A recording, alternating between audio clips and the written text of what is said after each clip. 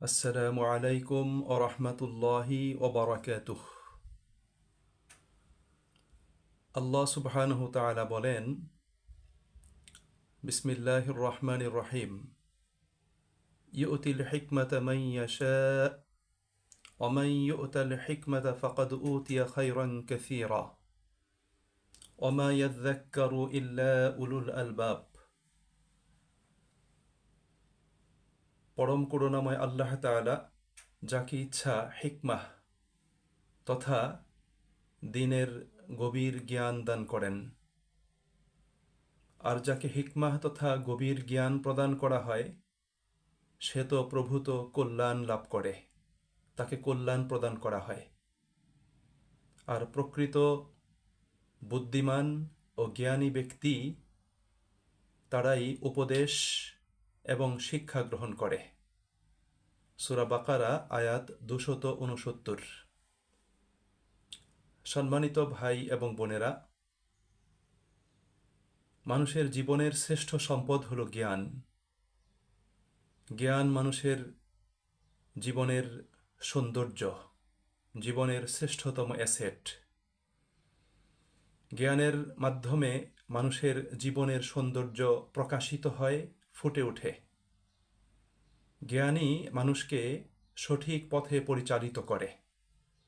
জ্ঞান মানুষকে আদর্শবান বানায়, উন্নত চরিত্র, মাধুর্যের অধিকারী করে, মানুষের মধ্যে উত্তম নৈতিক মূল্যবোধ তৈরি করে।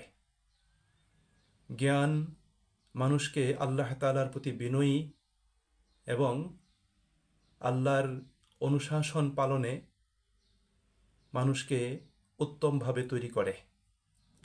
সুপ্রিয় ভাই এবং বন্ধুরা, মানুষের জীবনে যদি অহংকার করার, গর্ব করার কোনো বিষয় থেকে থাকে সেটা হলো তার জ্ঞান এবং প্রজ্ঞা। রাসূল করিম সাল্লাল্লাহু আলাইহি ওয়াসাল্লাম তিনি মানুষের সাথে ঈর্ষা করতে নিষেধ করেছেন, কিন্তু দুটো বিষয়ে ঈর্ষা করার বৈধতা তিনি প্রদান করেছেন। একটি হলো যে জ্ঞানী ব্যক্তির সাথে ঈর্ষা করা, এই ধরনের মানসিকতা পোষণ করা যে আল্লাহ রাব্বুল আলামিন তাকে অনেক জ্ঞান দান করেছেন, জ্ঞানের আলোকে তিনি পথ চলেন, জীবনকে সুন্দর ও সমৃদ্ধ করে গড়ে তোলেন এবং মানুষের মাঝে জ্ঞান বিতরণ করেন।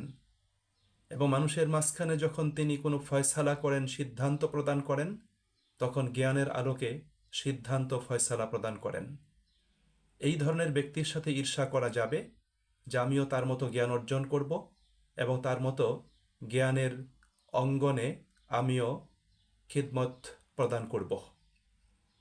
আরেক ব্যক্তি হলো যাকে আল্লাহ রাব্বুল আলামিন অর্থ সম্পদ প্রদান করেছেন, সে তার প্রাপ্ত অর্থ সম্পদ কল্যাণকর কাজে, মানবতার কল্যাণে, দ্বীনের স্বার্থে, আল্লাহ পাকের নির্ধারিত নির্দেশিত পথে সে অকাতরে খরচ করে।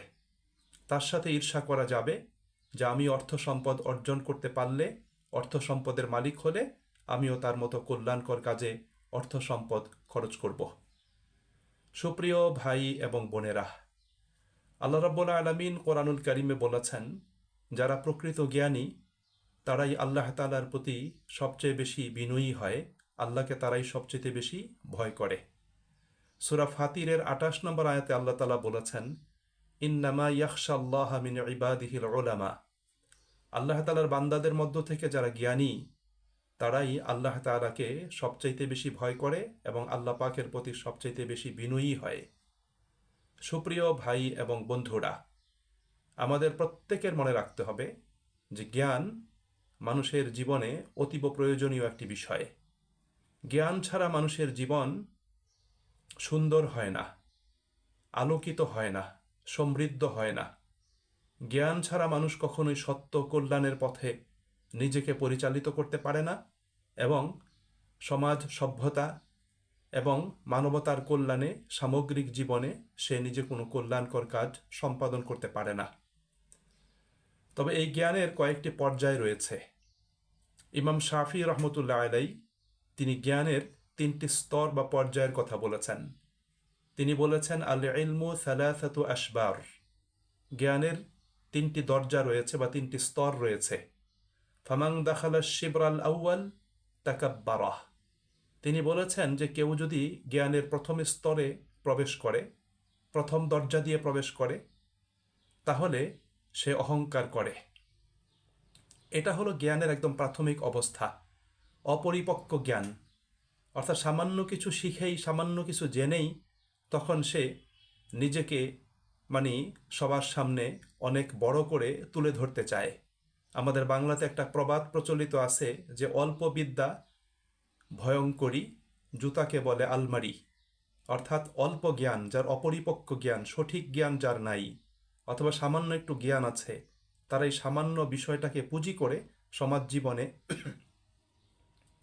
অহংকারে মেতে ওঠে এবং নিজের বড়ত্ব, শ্রেষ্ঠত্ব প্রমাণ করতে চায়।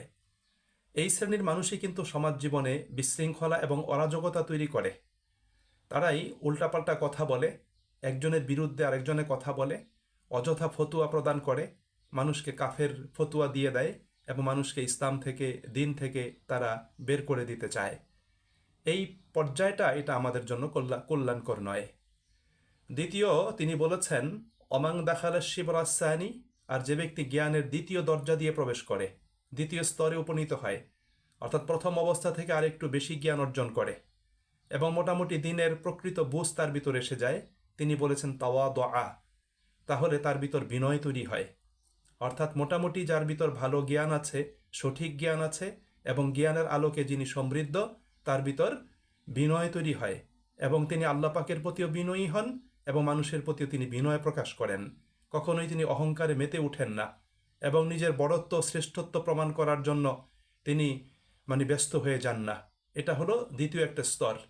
ইমাম শাফি রহমতুল্লাহ আলাই তিনি বলেছেন ওমান দাখালা শিবরা সালিস, আর যে ব্যক্তি জ্ঞানের তৃতীয় দরজা দিয়ে প্রবেশ করে, অর্থাৎ তৃতীয় স্তরে উপনীত হয়, অর্থাৎ যিনি মোটামুটি গভীর জ্ঞান অর্জন করেন, জ্ঞানের আলোকে নিজেকে সমৃদ্ধ করেন, নিজেকে আলোকিত করেন, এই পর্যায়ে যখন তিনি উপনীত হন, তখন তার জ্ঞানের পিপাসা বেড়ে যায় এবং তিনি জ্ঞান অর্জনের প্রতি সম্পূর্ণরূপে ঝুঁকে পড়েন। তিনি মনে করেন এটাই আমার জন্য অনেক প্রয়োজনীয় একটা বিষয়।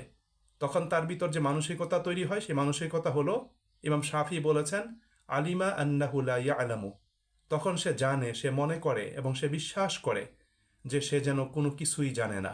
অর্থাৎ প্রকৃত জ্ঞানী যারা, যারা জ্ঞানের গভীরতা পর্যন্ত যারা নিজেকে উপনীত করে পৌঁছে যায়, তখন তাদের মনে হয় যে আমি কোনো কিছুই যেন জানি না। সুপ্রিয় ভাই এবং বন্ধুরা, আল্লাহ রাব্বুল আলামিন মানুষকে যা কিছু নিয়ামত প্রদান করেছেন, যা কিছু সম্পদ দিয়েছেন, জ্ঞানের মতো মূল্যবান এবং সমৃদ্ধ সম্পদ অন্য কোনো কিছুই আল্লাহ রাব্বুল আলামিন প্রদান করেননি। যাকে প্রকৃত জ্ঞান প্রদান করা হয়েছে, সেটা আল্লাহ রাব্বুল আলামিন তার কল্যাণ চেয়েছেন বলেই তা প্রদান করা হয়েছে। যেমন একটি হাদিসে, সহিহ বুখারীর হাদিস, রাসূল করিম সাল্লাল্লাহু আলাইহি ওয়াসাল্লাম বলেছেন মান ইউরিদিল্লাহু বিহি খায়রা ইউফাক্কিহু ফিদ্দিন, আল্লাহ যার কল্যাণ চান, আল্লাহ যার মঙ্গল চান, আল্লাহ রাব্বুল আলামিন তাকে দ্বীনের প্রকৃত জ্ঞান, গভীর জ্ঞান আল্লাহ তাআলা তাকে প্রদান করেন। সুপ্রিয় ভাই এবং বন্ধুরা, জ্ঞান অটোমেটিক চলে আসে না, জ্ঞান অর্জন করতে হয়, জ্ঞানের পথে মেহনত করতে হয়, পরিশ্রম করতে হয়, সাধনা করতে হয় এবং সঠিক জ্ঞান মানুষকে অর্জন করতে হয়। সুপ্রিয় ভাই এবং বন্ধুরা, সঠিক জ্ঞান অর্জন করার জন্য আমাদেরকে ইসলামের মৌলিক যে দুটো প্রধান সোর্স রয়েছে, সেই দুটো সোর্স থেকে আমাদেরকে জ্ঞান অর্জন করতে হবে। এক নম্বর হলো কোরআন থেকে জ্ঞান অর্জন করতে হবে এবং দ্বিতীয়ত রাসূল করিম সাল্লাল্লাহু আলাইহি ওয়াসাল্লামের সুন্নাহ থেকে, তার হাদিস থেকে জ্ঞান অর্জন করতে হবে। এখন কোরআন এবং সুন্নাহ পড়েও কিন্তু মানুষ বিভ্রান্ত হয়ে যেতে পারে যদি তার ভিতর ইতিবাচক মানসিকতা না থাকে। এই জন্য কোরআন এবং সুন্নাহর জ্ঞান যেটা অর্জন করা হবে, সেটাকে আমাদেরকে কি করতে হবে? গ্রহণ করতে হবে আন্তরিকতার সাথে এবং জ্ঞানীদের সাথে সম্পর্ক স্থাপন করতে হবে। জ্ঞানীরা তাদের ব্যাখ্যা, বিশ্লেষণ, তাদের দৃষ্টিভঙ্গি, তাদের আকীদা, বিশ্বাস, এই বিষয়গুলো আমাদেরকে অধ্যয়ন করতে হবে। পাশাপাশি রাসূল করিম সাল্লাল্লাহু আলাইহি ওয়াসাল্লামের সিরাত আমাদের প্রত্যেককে জানতে হবে। এটা যদি আমরা জানতে পারি, তাহলে ইনশাআল্লাহ আমাদের ভিতর জ্ঞান তৈরি হবে। সম্মানিত ভাই এবং বন্ধুরা, জ্ঞান অর্জন করার পরে অন্যতম প্রধান একটা দাবি থাকে, সেই জ্ঞান আমলের মাধ্যমে নিজের জীবনকে কার্যকর করা, নিজের জীবনে বাস্তবায়ন করা। আমি লেখাপড়া করলাম, আমি অনেক কিছু শিখলাম, অনেক কিছু জানলাম, কিন্তু নিজের ব্যক্তি জীবনে সেটা যদি আমি পালন না করি, মেনে যদি না চলি, তাহলে সেটা কিন্তু প্রকৃত জ্ঞান হবে না। আমার শিক্ষাটা, আমার জানাটা তখনই প্রকৃত জ্ঞান হবে যখন আমি সেটাকে কি করব, মেনে চলব। এই জন্য মহাগ্রন্থ আল কোরআনের ব্যাপারে স্কলারদের অন্যতম একটা বক্তব্য হলো যে read the Quran to know, read the Quran to understand and read the Quran to follow. জানার জন্য কোরআন পড়ো, বোঝার জন্য কোরআন পড়ো এবং মানার জন্য কোরআন পড়ো। এই জন্য সুপ্রিয় ভাই এবং বন্ধুরা, আমরা মুমিন হিসাবে, মুসলিম হিসাবে জ্ঞান অর্জন করাটা আমাদের জন্য অপরিহার্য কর্তব্য হিসাবে রাসূল করিম সাল্লাল্লাহু আলাইহি ওয়াসাল্লাম নির্ধারণ করে দিয়েছেন। এবং আল্লাহ রাব্বুল আলামিন কোরআনুল কারীমের প্রথম কথাই হলো ইকরা বিসমি রাব্বিকাল্লাযী খালাক, পড়ো তোমার রবের নামে যিনি সৃষ্টি করেছেন। সুতরাং আমাদেরকে পড়তে হবে, আমাদেরকে জানতে হবে, আমাদের অর্জিত জ্ঞানটাকে জীবনে কর্মের মাধ্যমে ধারণ করতে হবে এবং অর্জিত জ্ঞানটা মানুষের কাছে পৌঁছে দিতে হবে, জ্ঞানের প্রচার এবং প্রসার ঘটাতে হবে। তাহলেই আমরা প্রকৃত কল্যাণ লাভ করতে পারব।